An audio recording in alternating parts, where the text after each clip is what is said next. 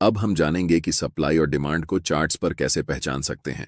पहला तरीका यह है कि ट्रेड में आपको तभी एंट्री लेनी है जब आपको कम से कम 3 मोमेंटम कैंडल्स दिखें।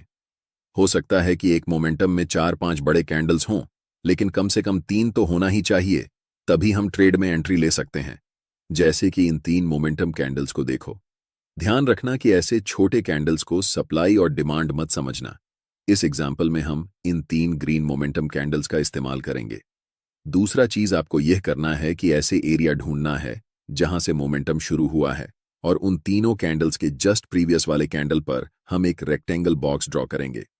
ध्यान देना कि वह बॉक्स कैंडल की हाई और लो को पूरी तरह कवर कर रहा हो।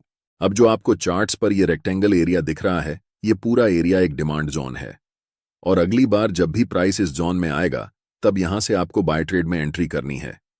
क्योंकि यहां पर ऐसा हो चुका है, तो ध्यान देने वाली बात यह है कि प्राइस इस जोन तक आया और उसके बाद बड़े ग्रीन कैंडल्स बनाते हुए शूट अप कर गया।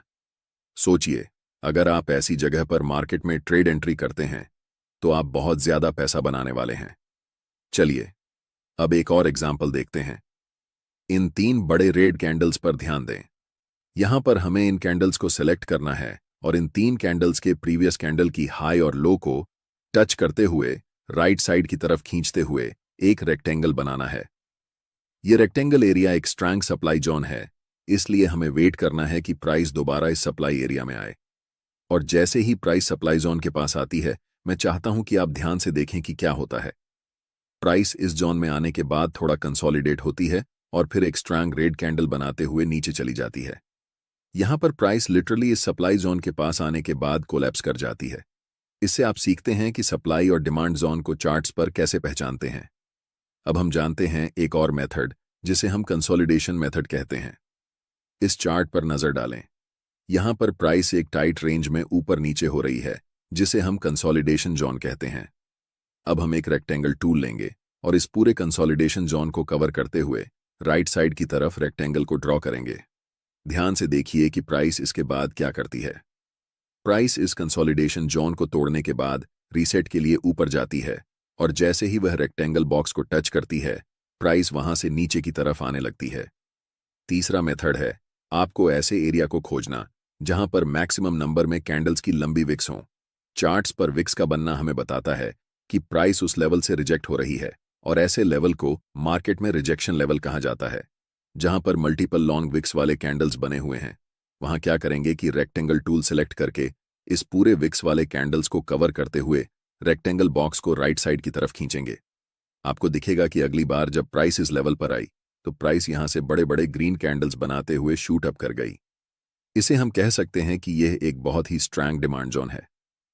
अब हम पूरे यकीन के साथ कह सकते हैं कि आप सप्लाई और डिमांड जोन को चार्ट्स पर पहचानना सीख चुके हैं। इसके बाद यह बेहद जरूरी है कि आप ये जानें कि आप इसे कैसे ट्रेड करेंगे। इस चार्ट में हमने 3 बड़े ग्रीन मोमेंटम कैंडल्स को पहचान लिया है। अब हम उनके हाई और लो को कवर करते हुए राइट साइड तक एक रेक्टेंगल जोन बनाएंगे और आपका डिमांड जोन तैयार हो जाएगा। अब हम वेट करेंगे कि कब प्राइस वापस इस डिमांड जोन में आएगी। ट्रेड में एंट्री करने के लिए आपके पास 2 सबसे ज्यादा उपयोग किए जाने वाले तरीके हैं।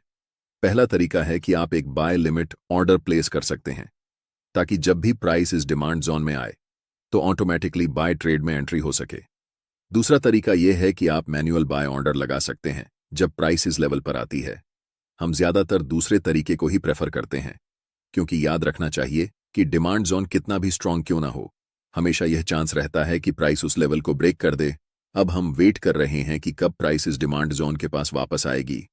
जैसे ही प्राइस इस डिमांड जोन के पास आती है या फिर उसे टच करती है, आपको तुरंत मार्केट में एंट्री नहीं लेना है। पहले मार्केट को कंफर्मेशन देने दो कि अब मार्केट ऊपर जाने वाली है।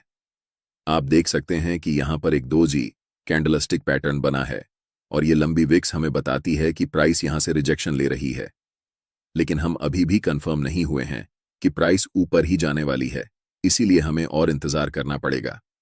जस्ट नेक्स्ट कैंडल एक बड़ी बुलिश कैंडल फॉर्म होती है, और हम यहां पर कंफर्म हो जाते हैं कि मार्केट अब यहां से ऊपर जाने वाली है, क्योंकि ये बुलिश इंगल्फिंग कैंडल हमें बताती है कि मार्केट में स्मार्ट मनी बाइंग पोजीशन बना रही है। और आप जानते हैं कि स्मार्ट मनी की एंट्री के बाद प्राइस सुपरफास्ट स्पीड से ऊपर जाने वाली है। हम यहां मार्केट में एंट्री लेंगे जिसमें हमारा स्टॉप लॉस स्विंग लो के नीचे होगा। अगर आप ज्यादा सेफ रहना चाहते हैं तो आप अपना स्टॉप लॉस बिल्कुल इस डिमांड जोन के नीचे रख सकते हैं। अगर हम टारगेट की बात करें तो ऊपरी लेवल पर प्रीवियस कुछ कैंडल्स को देखें। यहां पर 3 लगातार रेड कैंडल्स बनी हैं और उनके जस्ट प्रीवियस कैंडल एक लॉन्ग विक्स रिजेक्शन कैंडल है, जिससे हम कंफर्म हो जाते हैं कि यह लेवल एक सप्लाई जोन है। इसीलिए जब प्राइस इस लेवल को टच करेगी, हम अपना प्रॉफिट यहां बुक करेंगे। जब एक बार कोई सप्लाई या डिमांड जोन प्राइस का रिस्पेक्ट नहीं करता है तो आपको पहले से ड्रॉ किए हुए रेक्टेंगल को डिलीट करना है और फिर नए सप्लाई और डिमांड जोन को चार्ट्स पर ड्रॉ करना है। अगर कोई नया सप्लाई या डिमांड जोन नहीं दिख रहा है तो हम मार्केट में वेट करेंगे। जब प्राइस इस लेवल से 3 बड़े ग्रीन कैंडल्स बनाती है तो हमें पता चलता है कि यह एक नया डिमांड जोन है। इन 3 ग्रीन कैंडल्स के जस्ट प्रीवियस कैंडल को कवर करके हम एक रेक्टेंगल बॉक्स राइट साइड की तरफ खींचेंगे। अब हम इंतजार करेंगे कि प्राइस कब इस डिमांड जोन के पास आएगी ताकि हम ट्रेड में एंट्री कर सकें। इस एरिया में हमें दिख रहा है कि कैंडल्स के पास बड़े बड़े विक्स हैं, इसलिए हम यहां एक सप्लाई जोन ड्रॉ कर सकते हैं। जब प्राइस इस डिमांड जोन के पास आती है तो स्ट्रॉन्ग रेड कैंडल बनाते हुए इस लेवल को थोड़ा सा ब्रेक कर देती है। ऐसी सिचुएशन में रिटेल ट्रेडर्स अक्सर इसे एक ब्रेकडाउन के रूप में देखते हैं और सेल पोजीशन में एंट्री कर लेते हैं। लेकिन नेक्स्ट कैंडल एक बुलिश कैंडल बनती है जो कंफर्म करती है कि अब प्राइस यहां से ऊपर जाने वाली है। इस सिचुएशन में हम बाय पोजीशन में एंट्री करेंगे और नेक्स्ट सप्लाई जोन तक अपना टारगेट रखेंगे। हमारा stop loss last swing low के नीचे होगा। इसके बाद प्राइस बुलिश कैंडल्स बनाते हुए ऊपर की तरफ बढ़ जाती है और हमारा टारगेट हिट हो जाता है। अगर आप अभी तक मेरे वीडियो को देख रहे हैं तो अब मैं आपके साथ अपनी सीक्रेट ट्रेडिंग स्ट्रैटेजी शेयर करने वाला हूं, जिसमें मैं बताऊंगा कि सप्लाई और डिमांड को यूज करके मैं खुद कैसे ट्रेड करता हूं। ट्रेड करते समय मैं सिर्फ एक कंफर्मेशन पर ध्यान नहीं देता, बल्कि मल्टीपल कंफर्मेशंस को देखता हूं, तभी ट्रेड में एंट्री लेता हूं। एक्सटर्नल कंफर्मेशन के लिए मैं अक्सर फिबोनाची रिट्रेसमेंट टूल का उपयोग करता हूं, और ऐसा मैं तभी करता हूं जब प्राइस अपर ट्रेंड या डाउनर ट्रेंड में होती है।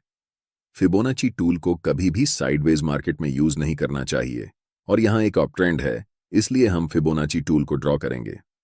फिबोनाची टूल में रिट्रेसमेंट को ट्रेड करने के लिए 0.5 और 0.61 लेवल सबसे अच्छे होते हैं। इसलिए जब प्राइस इन दोनों लेवल्स के बीच आती है और एक बुलिश कैंडल बनती है तो हम कंफर्म हो जाते हैं कि प्राइस अब यहां से ऊपर ही जाने वाली है। मल्टीपल कंफर्मेशंस के बाद हम बाय पोजीशन में